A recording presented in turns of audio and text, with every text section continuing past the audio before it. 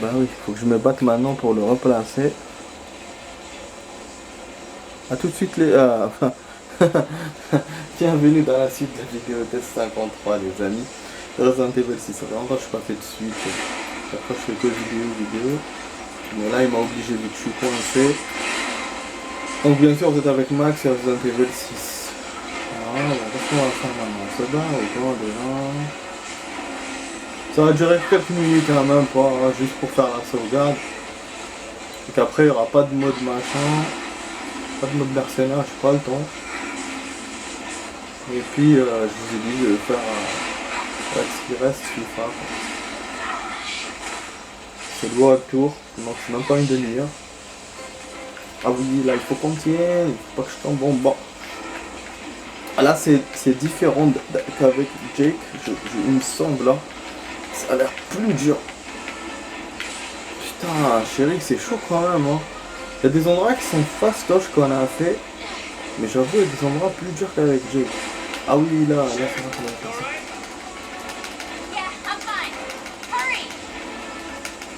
Ah, pour l'instant, je devance Jake. Ah non, il me devance. Ouh, putain, on a le monstre derrière. La caméra, comment il vous la montre, il adore faire ça. Avec plusieurs caméras. On est côte à côte avec Jake.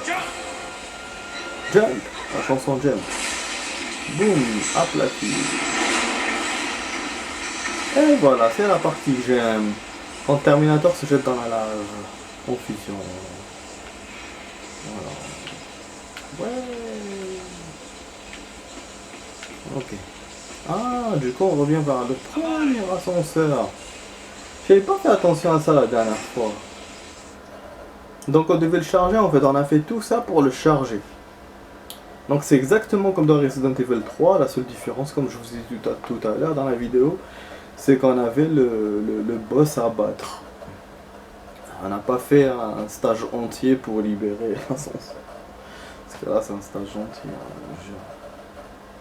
5 niveaux. Bon ça on a déjà vu, on s'en fout. Hein. Voilà, je vous ai dit c'est pour 2 minutes la suite, hein. C'est chaud. Franchement. Voilà. J'aimerais bien même vous faire un mode mercenaire, mais bon. Je viens de me rappeler aussi qu'il y a l'amulette. Donc je vais préférer vous lire l'amulette et du coup bah voilà, demain ce sera la suite du jeu et la fin de la campagne de Sherry. Et c'est dommage qu'on n'est pas arrivé à Ada. Mais je vous ai dit, hein, ça sera en 2 fois. Je savais que j'allais tarder. Mais moi voilà, moi dans ma tête j'allais quand même faire le mode mercenaire. C'est ça que je voulais. Mais là non, résultat j'ai rien fait. Ah bon, Ada, voilà, comme je vous ai dit, 3, 5, regardez, 7, 10. Ah, on n'a même pas 15. Je pensais avoir 15 moi. On n'a même pas 15, putain. On a que 12. Du coup, est-ce qu'on égalise les autres? Non, on les a dépassés effectivement. Oh putain, ouais, les autres, j'avais rien fait. Je suis entre le quart du jeu. Le quart. Le quart dépassé. Là, c'est 40%. Un accord avec les États-Unis. La raison pour laquelle le gouvernement américain a gardé Sherry Birkin sous détention est double. D'une part, il voulait étudier le virus G, rester dans son sang. Ensuite, il voulait protéger Sherry d'Albert Wesker, qui voulait s'approprier un échantillon du virus G. Ok, donc c'est pas le virus C, c'est le virus G. D'accord. Et Wesker, il voulait l'avoir. Ok. En 2009, l'organisation pour laquelle Albert travaillait s'est écoulée après qu'il fut éliminé par le BSA.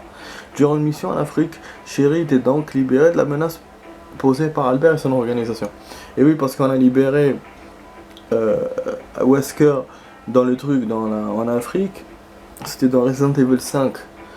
Et j'avais pas remarqué qu'il y avait Sherry là-bas. Oh, bizarre. Je sais que dans le 4, il y avait une fille aussi qu'on connaissait, qu'on a connue dans les autres Resident Evil. Je sais pas si c'est du 1 Rebecca ou une autre. Chaque fois je confonds. Mais là, j'avoue, dans le 5, je me souviens pas. Bon, peut-être qu'il l'a montré à la fin du jeu vu que j'ai pas terminé le jeu. Je sais pas. Le gouvernement lui a offert une chance de quitter sa prison dorée. Elle acceptait de travailler en tant qu'agent, après avoir appris le danger des armes biologiques et un nombre incalculable de morts causées par leur utilisation. Elle a accepté de devenir agent social sur la supervision directe d'Irak. C'est d'accord. Donc Wesker l'avait quand même kidnappée de l'État, ils n'ont pas pu la protéger et après, elle a choisi de travailler comme agent spécial pour Derek Simpson. Et donc Derek Simpson, il travaille pour l'agence et après il est devenu un ennemi. Sa mission est de retrouver Jake Miller, le seul individu possédant des anticorps capables de neutraliser le virus C. Ok. Et de l'escorter sain et sauf aux États-Unis. Donc c'était ça son job. Et c'est pour ça qu'il a demandé à Aida de chercher Jake. Comme il a vu que Sherry n'a pas obtempéré. Et finalement Aida aussi d'ailleurs. Vu qu'après il devient un ennemi lui aussi. Ah, donc du coup voilà, ok. C'est de retrouver Jake Miller, le seul individu possédant des anticorps capables de... Ouais, donc Jake Miller c'est le virus C et elle c'est le virus G. Oui, parce que le virus G qui était déjà dans Resident Evil 2, c'est vrai. Et Wesker et Muller, ils ont un autre truc. Le virus, tout ça c'est des mélanges, mais je vous jure. Donc on a commencé par le G, effectivement. G-Virus. Donc ouais, donc du coup c'est pas les mêmes. Du coup elle est quasiment immortelle. Et l'autre, je sais pas qu'est-ce qu'il lui donne comme pouvoir. Peut-être des attitudes sportives peut-être, parce que chez Wesker, il était capable, comment dire, il était invincible. Pas que immortel, le mec il bougeait tout dans tous les sens et tout, il bougeait rapidement. On a eu des combats comme ça, quelques combats avec lui, c'était dans une scène dans Resident Evil 5 et puis dans un autre Resident Evil. Je crois que c'était le Code Veronica, je crois, celui que j'avais vu sur gaming sur internet.